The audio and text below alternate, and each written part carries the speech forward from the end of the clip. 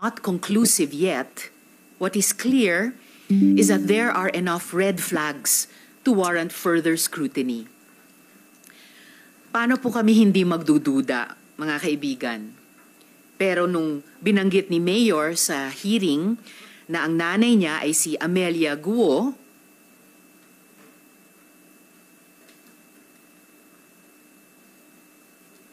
ano po ang mga pangalan ng inyong mga magulang? Ang nanay ko po si Amelia Lial po. At ang ama po ninyo? Angelito Go po. And by the way, sabi niya sa interview niya kay Karen Davila na nakita lang niya ang pangalan ng nanay niyang kasambahay na nakasulat sa birth certificate niya, suggesting na tama ang pangalan ng nanay sa birth certificate niya na Amelia Guo din. Pina-check namin agad sa PSA ito at ito ang aming nakita.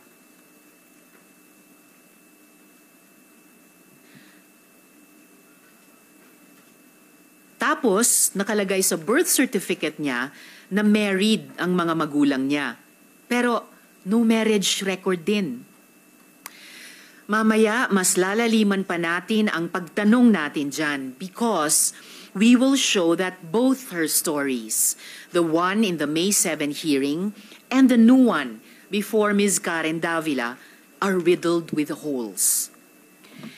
Hindi po ba dapat natin siyasatin ang identity ng isang tao na bago maging mayor ay co-incorporator sa Baofu, ang dalawang hinabla ng Singapore court in a 2.8 billion Singapore dollar money laundering probe, the country's largest money laundering case. Zhang Ruijin has pled guilty, and his romantic partner, Lin Baoying, also involved in Baofu, is still facing charges. But, according to news reports literally yesterday, she was also poised to plead guilty. We were also made aware of stunning revelations in international media made by a former Chinese spy, alias Eric, literally just a few days ago, that China planted him in various locations, including in Southeast Asia, as a spy in 2007. Do you believe there are secret plays here in Australia? 澳洲肯定会有一些中国的秘密特工，他们在澳洲肯定已经有了一个支持的一个系统，而且我们都知道一些中国的社团组织实际上就是为中国政府工作的，这是一个公开的秘密。秘密警察系统越来越忙，他们的权力毫无疑问是得到更大的膨胀，人员呐、编制啊、财务啊，可能都有进一步的膨胀，所以说他们在海外的一些行动相对来说也就更加的活跃。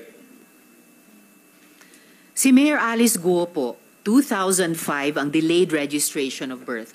Opo, hindi 2003 but 2005 upon clarification with PSA. Malabo kasi ang typewriter ink sa birth certificate niya. So, 19 years old na siya noon. Tapos, meron ding previous investigations in other countries of China planting agents and making them run for public office. Do you believe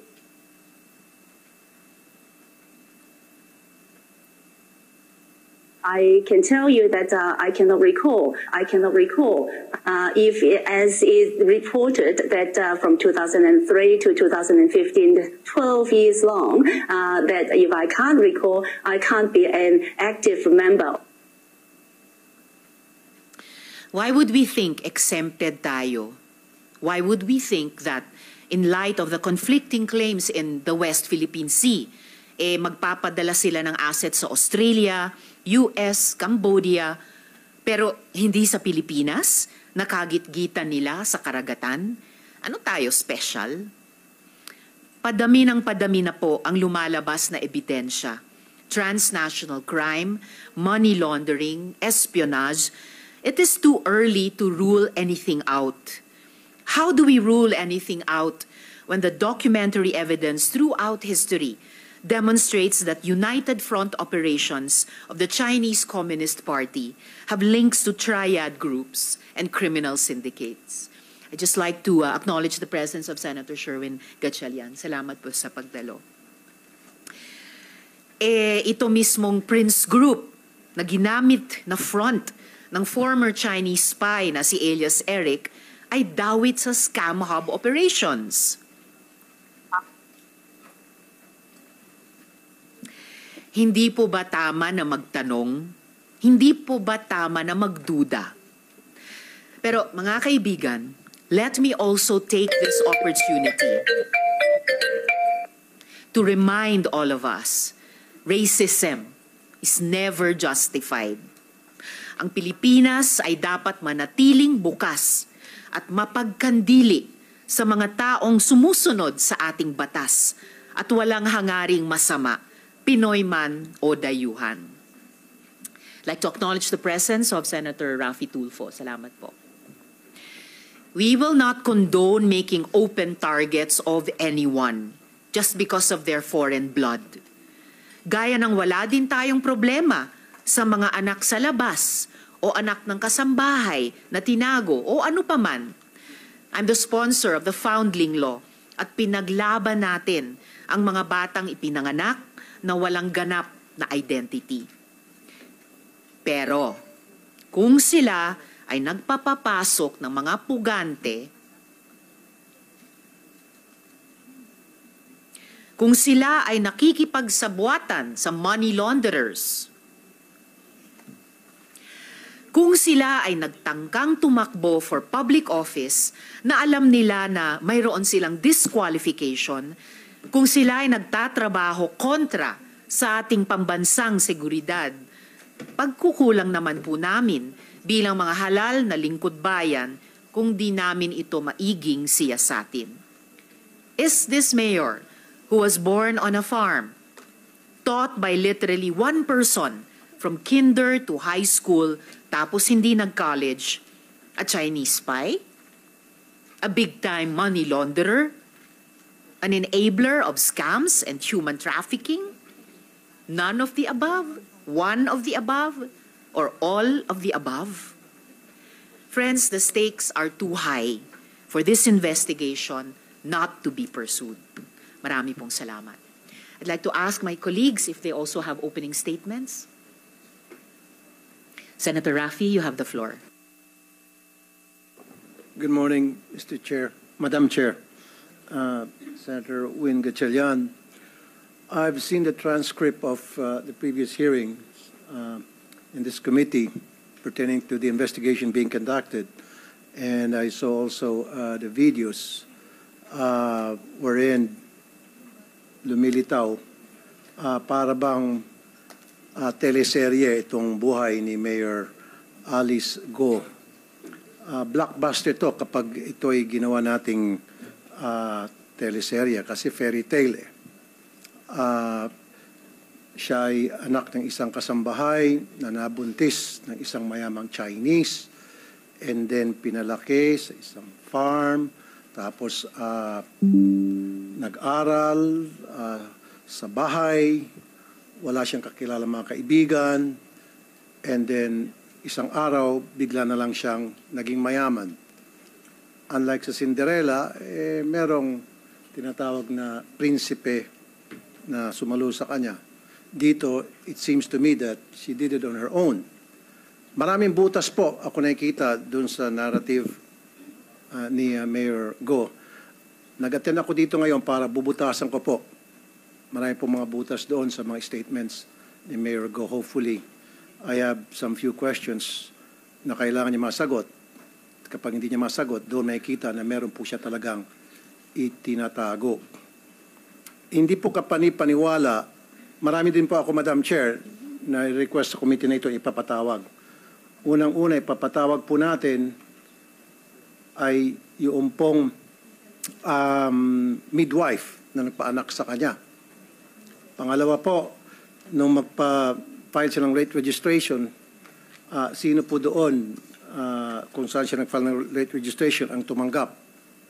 Pangatlo po, Madam Chair, gusto ko pong patawag yung barangay chairman na kung saan nandun yung kanyang farm.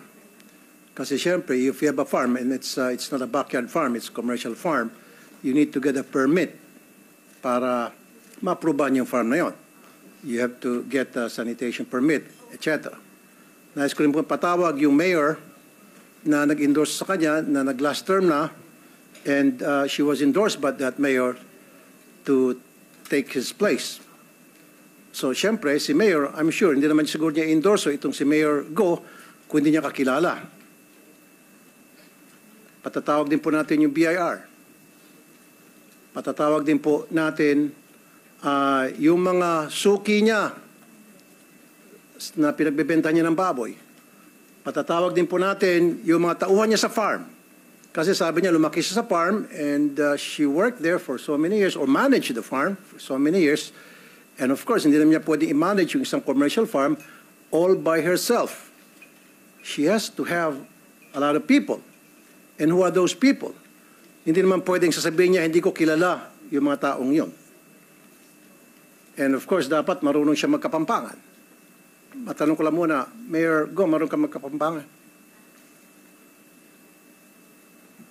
Magandang umaga po, Senator Mayor. Raffy, Madam Chairman Senwin.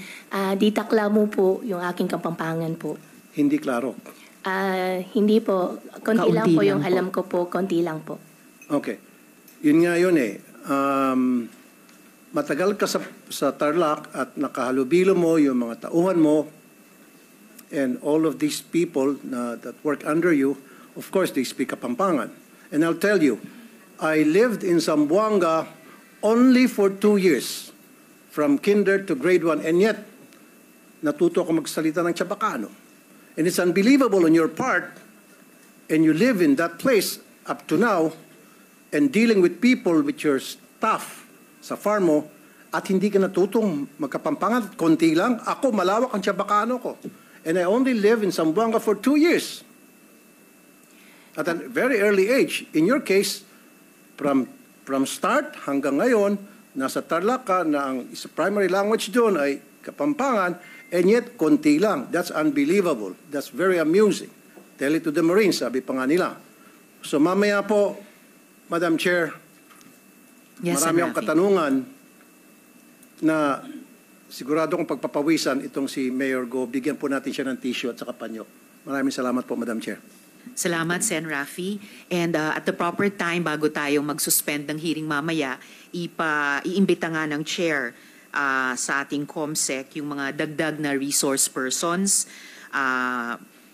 mula po sa private sector, mula sa local government, sa mga national government agencies din.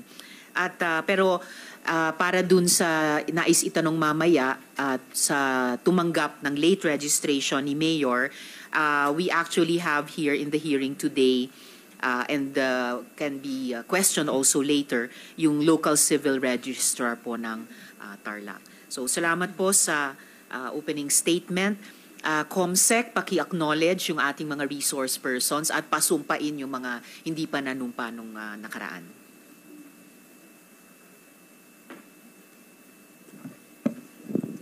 Good morning, everyone. The committee would like to acknowledge the presence of the following resource person.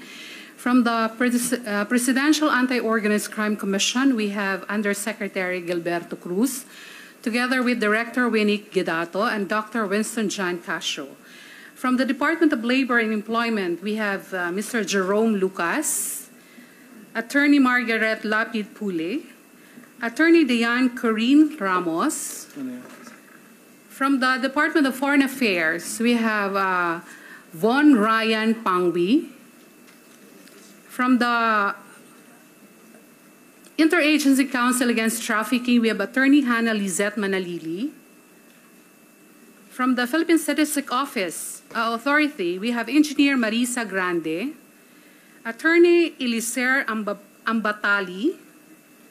Then from the Commission on Immigration, we have Attorney Arvin Cesar Santos, Attorney Jose Carlitos Licas, Mr. Peter Demotenis Demetria. Then from the Philippine Amusement and Gaming Corporation, we have retired General Raul Villanueva, Attorney Jessa Maris Fernandez. Then from the National Bureau of Investigation, we have Agent Marvin Gangano and RD Jerry Abiera. Then from the Philippine National Police, we have Chief Investigation Division Police Colonel Crispin Banes. Then we have Police Major Job Berong. Then from the Philippine National Police, we have Acting Area Police Commander of Northern Luzon, Major General Romeo Carama Jr. Then we have Police Brigadier General Jose Higaldo Jr., the Regional Director. Then we have from the Municipality Ambaban, Province of Tarlac, we have Mayor Alice Guo. Then from the Land Registration Authority, we have Attorney Ronnie Tababa. From the Tarlac Electric Cooperative Incorporation, we have Mr. Jesus Bruno. Then from the Commission on Election, we have Chairperson George Erwin Garcia.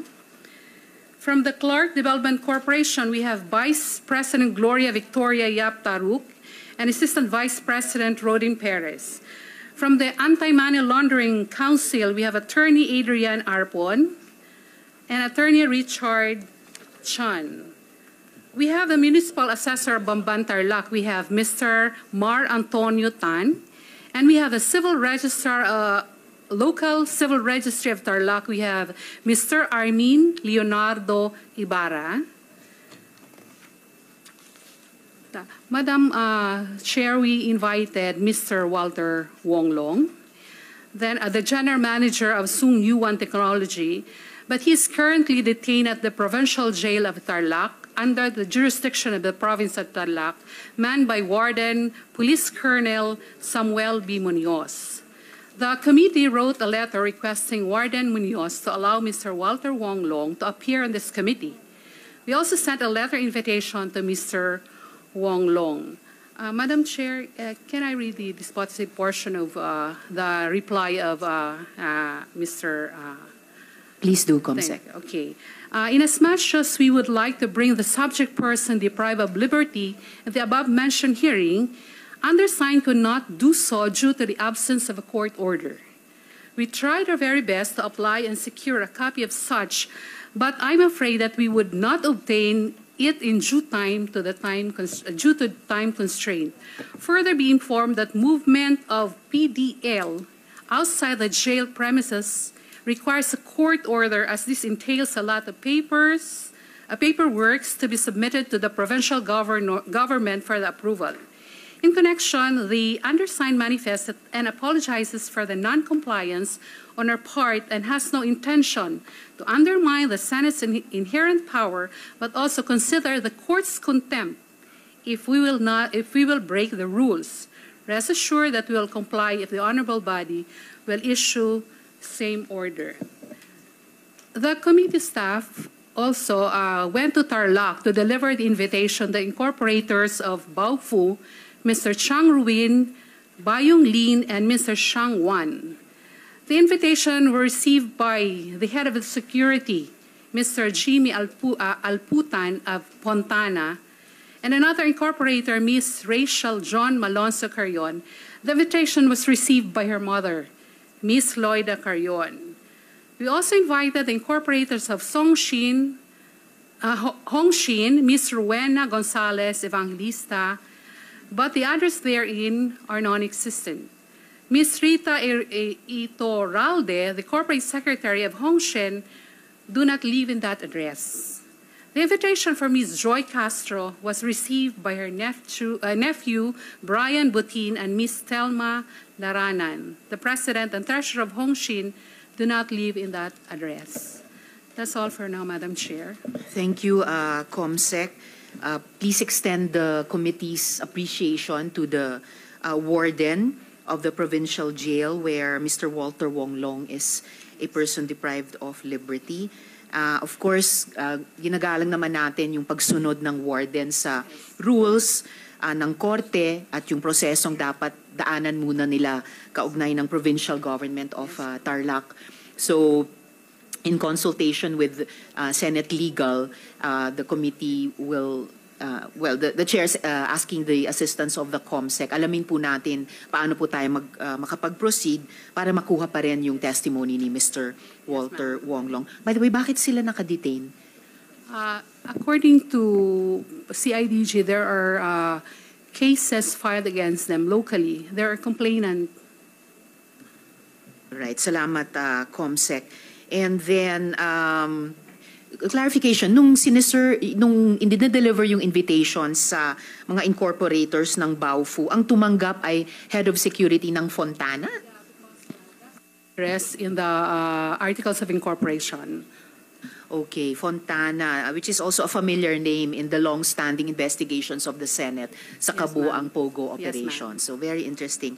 And then the mother and daughter na naka-receive sa invitations, Carrion, that's also a familiar name in the current investigations of the Senate Committee on Women of Pogos, and even in connection, if I'm not mistaken, if I remember correctly, with the Baofu investigation in particular. And lastly, COMSEC, so yung mga dinedeliver na invitations sa mga personalities ng Hongsheng, those were non-existent addresses, or those persons were not truthfully living at the given addresses. So, parami yung mga bumibigat yung balanse ng hindi totoo sa totoo na sa mga dokumentong imi-examine ng komite. Salamat, COMSEC. Could you please administer the oath sa mga ngayon palang resource persons natin? May I request those who have not taken their oath during the last hearing to please stand up, raise your right hand, and repeat after me. I, please state your name. Do solemnly swear that I will tell the truth, the whole truth, and nothing but the truth to this investigation. Thank you. You may now take your seat. Salamat, COMSEC, at sa lahat ng resource persons. So, yes, Sen. Sherwin. Madam Chair, may I inquire from the committee secretary? I also move to invite several personalities, namely Jonathan Mendoza. He is the supposedly spokesperson for Zone U1. He actually came out in an article by Rappler. May I know the status of that invitation? We actually sent the invitation to him, but we did not receive any reply from them. Okay. And we also invited a person, I don't know if I'm pronouncing this correctly or the spelling is correct, Ji Chu Chan. He is allegedly the bridge between Mayor Alice Go and Hongsheng. Your Honor, that person is even... we were not able to trace the address of that person. Maybe we can request Mayor Alice Go to furnish the committee the whereabouts of that person and also the contact, since apparently she has been liaising with this person. And then you also mentioned that Mr. Walter Wong is currently a PDL. Yes. Nakakulong siya. And he was part of the raid that was conducted by PAOK. That's the reason why he is he's detained. Tama po ba, Yusek Gilbert? Can you confirm that? Yusek Cruz, please. Yes, Madam Chair. Right. Thank you, Madam Chair. Thank you, Sen. Sherwin. And at the proper time, the chair would accept a motion from the good senator with regards how we can secure the participation of Mr. Mendoza in the hearings, if the good senator desires. And ito nga po, during the hearing, maitatanong din natin, kasama ng maraming tanong, no, kay Mayor Alice Guo, yung whereabouts ni Mr. Ji Shu Chan.